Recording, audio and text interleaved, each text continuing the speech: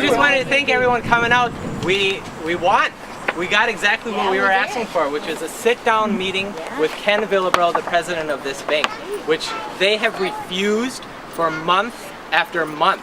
And today, with all of us here and all of this community power, we got them to turn around and say, of course we'll meet with you. We've been wanting to meet with you for months. Just set up a time, Anita, of when you and your representatives, whoever, remember yesterday I said you tell me who you want, when you want to meet, when and where. Ken and I will be there. Can we set that up right now? Absolutely.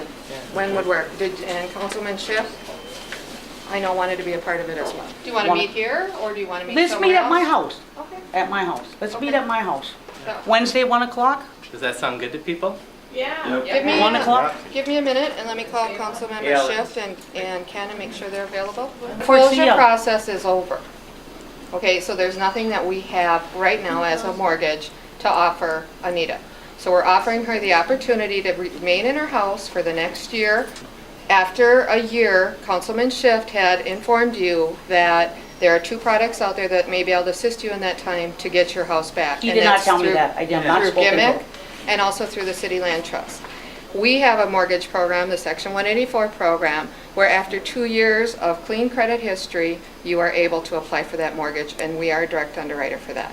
I think it's very distressing if you offer her to rent the property and you can evict at any time. That's very alarming. Yeah, and if you were looking for specific things with that lease, that whole 30-page lease is sort of, it was written in a way that where Anita's totally at fault. Her neighbors got together and wrote a community lease, which they all have signed on to. Okay. And so That would be great. A 2-year lease that will, using the standard Minnesota papers for the lease that they presented to us, had nothing to do with the standard lease format.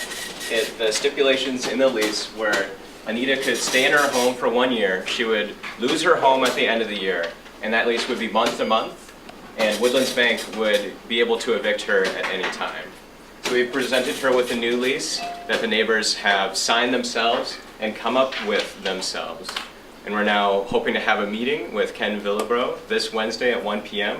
where we will discuss this lease and win Anita's home. Occupy Homes, the American Indian Movement, and Anita all said no to that and launched a tremendous public pressure campaign. I have Councilman Shift on the phone. He's got the mayor's budget meeting at 1, but he said he could be there at 3:30. Would that work? Wednesday at 3:30? Yeah.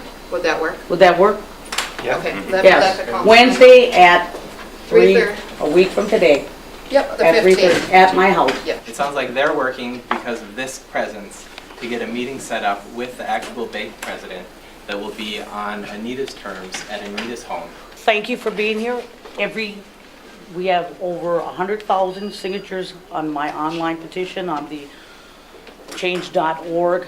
Every signature, and for everybody that's here and everybody else who has been at the different rallies and things like that and different barbecues, it's because of that I still have a roof over my house, because at this very moment, had it not been for that support, I would have been out in the streets living in my truck. Yes, I'm her neighbor. Her and I are very traditional Native women who notice the smallest detail of how people's behavior